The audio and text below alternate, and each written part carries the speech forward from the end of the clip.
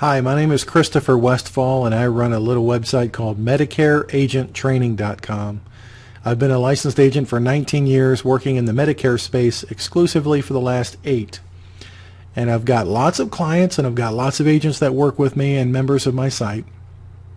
Today something came across that it kind of concerns me, because I see this thing like every 6 months. This will raise itself up, and now just it's frustrating. So I'm going to level with you and tell you what I really feel about it. And the person who sent me the support ticket will be getting this too, so I don't want to offend anybody, but I do feel the need to be brutally honest and tell you kind of a gut check on where you are needs to happen right now. And when an agent tells me the following, they tell me that they've been cold calling people for over 2 weeks and calling into 4 different states, and have called 1,200 to 1,500 numbers and talked to around 100 people and set 30 appointments. More than half of them have kept those appointments, and 2 to 3 are interested customers. Okay, and then it goes on to say, wondering if I've made a mistake in this choice of, I guess, in being in this market or using that method of cold calling. Let me just share a couple of things with you, okay? If you've called 2 weeks and you've called 1,200 numbers, but you've spoken to 100 people, okay, let me stop right there. It's a bunch of numbers. If those numbers are accurate and you've spoken to 100 people in 2 weeks, you need to quit this business. Because if you're in the insurance business, and you probably clicked off right now, and if so, I offended you, and I'm sorry, you're gone. But for the rest of you, that this might be helpful, let me just share something with you. I talk to over 100 people a day, every day, and my business would not survive if I did not. You might think that's absolutely crazy. I work on a headset. What is my excuse not to? If I was outside walking the streets, knocking on doors, doing final expense insurance, which a lot of guys do very successfully, and I only talk to 100 people in 2 weeks, and I'm walking the streets, knocking on doors, there's something wrong there too. But having a predictive dialer, which is what this agent's talking about, that eliminates busy signals, eliminates disconnected numbers, wrong numbers, and all those kind of things, and no answers and answering machines, eliminates all those, and you're just on the phone with people, and you haven't spoken to more than 100 people in 2 weeks, there's not something wrong with the system. There's not something wrong with the dialer. Not something wrong with your chosen plan of attack, or your location where you're calling, or the products that you represent behind you, or your training, or anything else. If you don't talk to enough people, the insurance industry, the sales industry, is not a good fit for you. Because if you think that I've extended X number of efforts out there and I've not gotten the results that I want, the only factor you can control is X. It's the number of presentations. And I shared this with my members in a webinar this past week. The only way your business can fail, as I recently learned from a multimillionaire who said this, the only way your business fails is not giving enough presentations. That's the only way it fails. I've said this over the last 2 years of our membership site. Danny Johnson, quote, who said, you can have excuses and numbers. When you see a lot of statistics and numbers, when somebody's saying they're wondering if this is a fit for them or not, numbers are a way of generating and justifying excuses. It's the same thing. So you can, with all due deference and respect, you can have excuses or you can have results, but you cannot have both. So let me go to the last part of this, and this is more, process and function. I've set in the neighborhood of 30 appointments. More than half of them have kept those appointments, and I have 2 to 3 interested customers after 2 weeks. 2 to 3 interested customers after 2 weeks. I would say this. First of all, as far as process goes, if you've got somebody on the phone and they're in a needy situation where you can help them, you found and identified a senior who's paying $50 or $80 a month too much on their Medigap plan, on their Medicare supplement plan, it is incumbent upon you to help them.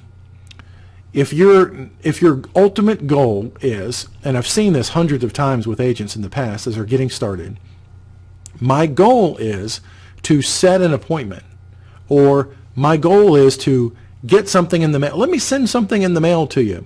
Then that is your goal, and I would say that you've succeeded in the last 2 weeks with a very minimal calling. You've succeeded 30 times because that is your end game. It's the appointment. When, however, your ultimate goal is helping as many people as possible, then you need to eliminate processes in your system that are not serving you. And an appointment does not serve you. Identifying whether or not the person qualifies to change, and with Medicare supplements, absent a guaranteed issue situation, they've got to qualify on health questions. So yeah, you've got to qualify them to see if they're eligible to change plans. If they are, you need to help them. I mentioned this in the webinar the other day. If your child needs medicine, or they're going to get really, really sick, they've got the beginnings of pneumonia, okay, you go to the doctor, they give you antibiotics, you're treating them with antibiotics, and the child says to you, I don't want to take this medicine because it doesn't taste good. I'm not going to take this medicine. It doesn't taste good. You as the parent know what's in their best interest. You know it has to be done. Maybe uncomfortable for right now, making an uncomfortable transition and change, but you know the end result has to be for their best interest, and so you're going to do everything in your power to convince, cajole, change their mind, drive them to an ultimate decision on their own with enough facts and enough persuasion that they do the right thing for themselves. Very similarly, today I spoke with a lady. Her husband's paying $4,000 a year for a Medicare supplement plan. He's 80 years old. He's been on Constitution Life. Constitution Life has not been active in the Medicare supplement market for years now, and yet he's still got a Constitution Life plan. I identified a plan with Aetna for $2,200 a year for him. $2,200 instead of $4,000. Now, if I just said, let's set another appointment in the future so we can talk about this as a potential solution for you, what is she going to do? She's going to put it out of her mind for one thing. She's going to say, great, I don't have to deal with it, and she may or may not ever answer the phone again. As a matter of fact, in the support ticket, it said here, more than half of them have kept those appointments. There's a disconnect between what it is you're offering, what it is that you're wanting from them, and what I'm saying is the ultimate goal is that appointment. The goal cannot be the appointment. The goal is, let's see if we can qualify you for the savings that you are entitled to. Let's see if we can qualify you for what you may be entitled to. See, that puts it on them. If there's no hunger on their part to not get ripped off anymore, you don't have a conversation. You certainly don't have an appointment, and there's nothing else to talk about. So you need to first identify, can you help them? Are they eligible to change based on, is the rate better today than it was when they signed up and their agent disappeared when they were turning 65? Is it better today? Yes, with more companies that you can shop for them. And is there any interest there at all? If there's no interest in saving money, when they tell you that they're setting an appointment with you, it's the same thing as what they told an agent friend of mine. Yeah, put it in the mail. I'll really look at it. No, that's called a brush off, and they're not looking at anything. They just want to get you off the phone right now. There's a problem with your approach.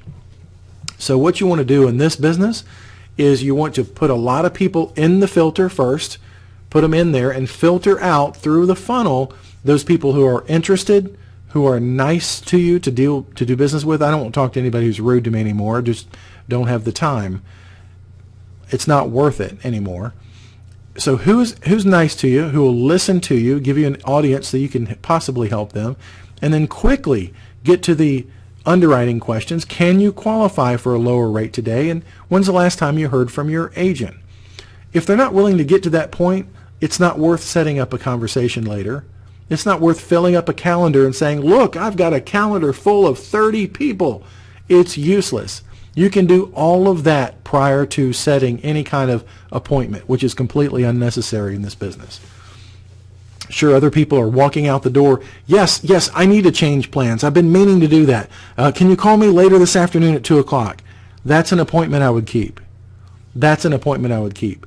But what you have to do, if you study Mike Brooks, the top 20% of telephone salespeople, Mike Brooks says you've got to look for reasons to eliminate potential leads. Look for reasons to eliminate them, because you know what? A lead never gets better. They only get worse. You start to hear something in the call that says, wait a minute, this person's a jerk. This person's not going to listen to me. Or the person indicated, I've got an agent that's right down the street that I deal with, but I'll listen to you. It's a waste of time. Anytime it's a waste of time, hit disconnect and move on. But the bigger problem, the big, huge problem is here, you've got 2 to 3 pretty interested customers. In this scenario, if you've been working for 2 weeks, by now you should have 2 to 3 interested customers every single day, and maybe 1 out of 2 or 2 out of 3 can qualify for a plan, and so it's just a matter of mechanics of getting them to the application, which all can happen in the same day, by the way. It doesn't have to be an appointment next week. Oh good, now I'm not have to deal with that. It's next week. It's off my shoulders right now. It's now in next week's compartment. That's a way of escape. That's an excuse. So be in the moment with them. Identify potential opportunities if you're serious about this business, and if you're just looking for something to be busy in, find something else. And certainly don't take my time to help rub your shoulders and tell you, you can do it, champ, you can do it, champ. I got none of that in me. This business works. It's not on trial here. What is on trial is the dedication and the commitment to people who are interested in doing it or not doing it, because it works. It's not on trial. It absolutely, positively works. I hear day in and day out, my agents are telling me, man, this is great. We're helping seniors. We're giving money back by finding a better plan. And there are hungry seniors, 20 million of them on Medicare, that need help from somebody who's honest and independent and not trying to shove a plan down their throat. So, you put in here, you're calling into 4 states. I would never call into 4 states. Why? And I covered this on just last week's webinar. You can't be an expert in 4 different areas at the same time. Pick an area, commit to that area, learn the people there, learn the process there, learn the competition, learn who's been the biggest carrier there. Has it been Blue Cross that everybody signed up with in one big mass, which happens? Then they all get huge rate increases and most of them stay. Because then you can develop stories where you can say, oh yeah, my last client was with Blue Cross. She loved them too. Pretty little ID card. Then she learned that she could be saving $80 a month on the same exact Plan F coverage that she has right now. She changed with me, and what she found is everything's exactly the same. Just like the Medicare book says, all the plans are the same.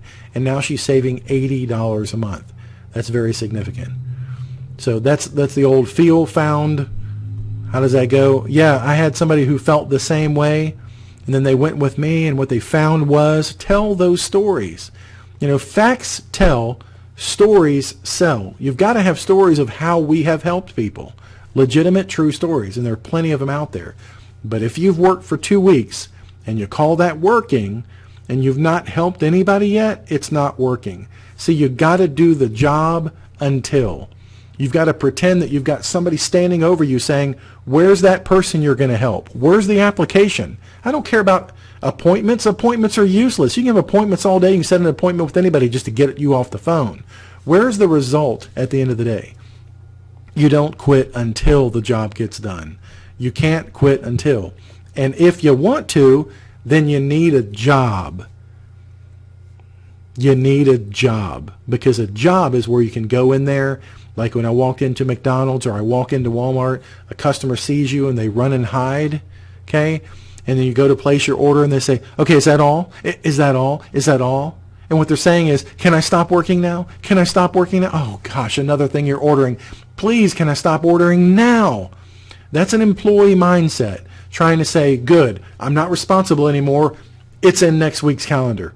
Oh good, okay, we're on the appointment, but if you want to do an application, let's do that tomorrow.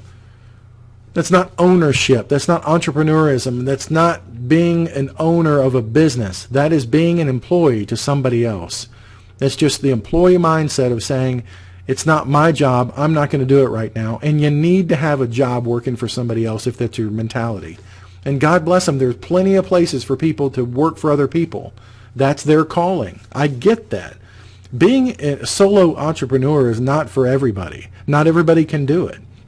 But please, if this is you, don't take my time and expect me to reinforce the fact that you don't have any results and you're not sticking with it every day long enough to walk away with a sale where you help somebody. Because it's not all about you. It's about the person you could help on the other end of the phone. And if you're not effective enough or putting in the time long enough to develop the skill set necessary to help people, then you don't need to be a colleague of mine in this business. It's just that simple. If you're not putting in the time, and you know what my question would be if I got this agent on the phone right now? I'd say, what are you doing every night? What are you doing in the evening? What do you do on the weekends? What are you doing on Sunday afternoon and Monday night? Are you watching Monday night football? Are you staying up on, being up all day on Sunday afternoon, just kicking around, going out drinking beers and hanging out with the family, or whatever you're doing that's not focused on what you need to do for your business right now? See, so many agents come to me and they tell me, well, my wife has a great job. She makes $30 an hour. She's worked at the hospital as a nurse. We're comfortable. We're fine. I'm just trying this insurance gig out. Good for you, but don't involve me in your little nightmare. And what I mean is, if you're sticking your toe in this pool and you're not jumping in all the way and you're not committed 100% of the time, I don't have time for you in my life. It's just that simple. Don't send me support tickets, don't join my membership site, and don't involve me in your drama, because you're not committed. You're not part of the group of agents that I'm with, and we are all in the same thing together. We're struggling together. We're sharing best practices together. We're finding out what works. We're reading books at night. We're educating ourselves. We're sharpening the saw, as Stephen Covey said, which is only things you can do outside of work hours when you're not busting your butt every day trying to help people. So if you're not committed, if you're not spending 4, 6, 8 hours a day on the dialer like Joe from our call last week is doing, and doing 20 applications a month, and then at nighttime working on himself, reading books about sales, reading books about the industry, reading industry articles out there about what we're doing, what's going on in Medicare, so you can be competent in our field. If you're not committed to the whole package, just don't involve me. And go get something else. They call that a hobby. And go do that as a hobby. If you're committed to this, I want to hear that you're spending all your waking hours trying to get better at this game, trying to help people. Because the more people that you help, the better off you are. And the least amount of people that you can possibly help and then tell me that there's a problem, there's not a problem. The problem is just with your commitment level. And you're not there yet. That's great. Find something else to do that you are passionate about. Look, nobody gets passionate about insurance, okay? Nobody that I know of wakes up every morning and goes, yay, I get to write an insurance application. Well, 8 years later of helping seniors, I do. I know it's absolutely insane. It's crazy. People think it's stupid. But today I got to help 5 people. I got to write 5 applications and put their stress at ease, and put them on a pathway with better benefits than they had before. And you talk about a good feeling, knowing that they're going to bed tonight, knowing that they're in the best possible place, and somebody's looking out for them. Is it worth it? Oh, hell yes, it's worth it to help people. But if you're not in it, if you're not in it for the end game, if you don't own your own business, if you're not working for yourself, and you don't have the passion to do the right thing for not even the clients, for yourself, then don't involve me in your drama. That's all I got to say. So I can say this one time. I'm going to archive this video and I'm going to put it as a frequently asked question on my site. And any time in the future that I get these things with a bunch of numbers in there and a bunch of statistics in there,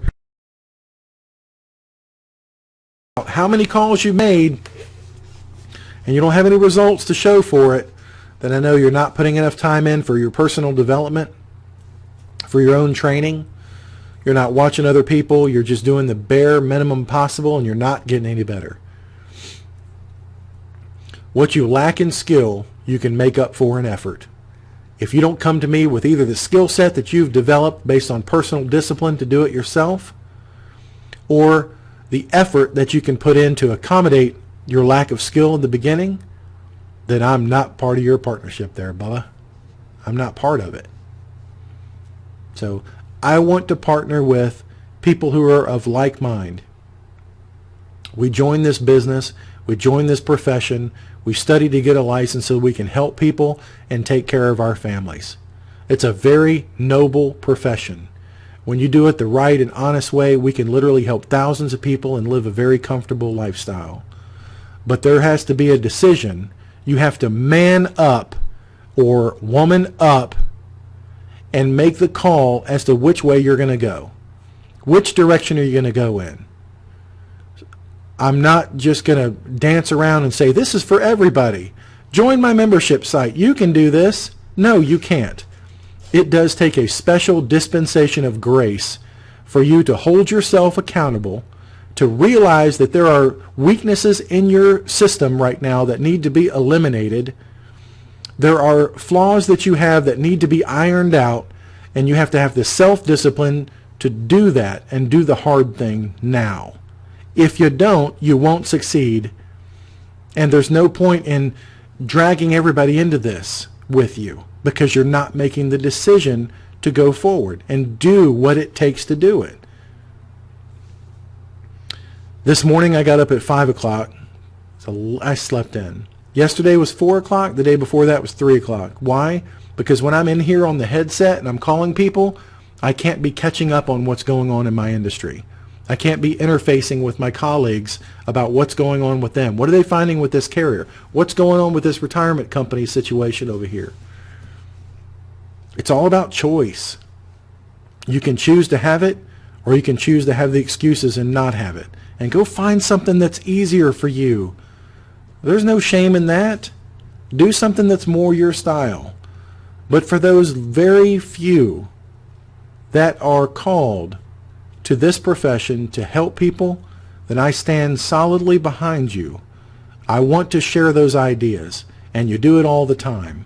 You send those ideas over and you say, hey, look what I found out. Let's share this. Let's go forward together, arm in arm, trying to help people. You know, this past week I made a friend, Russell, who's on another website and a very strong YouTube channel out there supporting seniors and helping them in the same way. We have a lot of the same philosophy. We are competition, but you know what? We're sharing ideas. What did you find? Yeah, I found this. What did you find? Because we're all in this together, and the world is big enough. There's enough supply out there. It's big enough for all of us. It really is. We don't have to be like cutting each other's throats out there when we're helping millions and millions of people and we're just small independent agents. As long as we got the right mindset and we're trying to help people and not screw them over and give them bad advice, that's the kind of people I want part of my site. That's the kind of people I want part of my network that we're building here at the Senior Savings Network. That's my rant. I want to encourage you. If this is for you, then move forward 100%. Don't quit until you got the result. Don't call it quits at the end of the day until you write that application or you have that positive conversation that's actually leading to something. Don't quit until you've helped somebody. How dare you quit until you've helped the people that have been crossing your path? That is your mission. But if it's not yours, if it's not in your heart to help people, then get out completely. Go turn in your license and go get a job so that you're happy and you're contributing somewhere in society where you feel good about it. That's all I'm saying. This is not for everybody, but I'm just tired of some of the excuses that I hear about once every 6 months of, look, I tried the program. Really? Did you watch this webinar on getting better at selling over the phone? No. Where do I need to sell? I don't know where to find that information. Did you read the email that you got when you signed up for the site? Did you see the new member overview? No, I didn't read anything, but can't you just tell me? Can't you? What company do I sell? What do I do? I don't know. All this stuff is in one spot, right? It's all in a secure, locked down site. And yeah, we have sequential webinars all the time, and you got to actually be engaged and go out there and find the information. It's like a treasure hunter, and you're finding it. But the good thing is, it's all here. Answer every possible question you can answer about this business. It's on the site. Anyway, y'all have a good night, a good weekend, a good day, whatever it is when you're watching this. I just want to encourage those guys I'm working with and those girls that I'm working with, keep on keeping on helping people. It gets easier. It gets better. The referrals start getting more and more. The phone starts and keeps ringing the longer that you're in there. It's just like an airplane going to take off.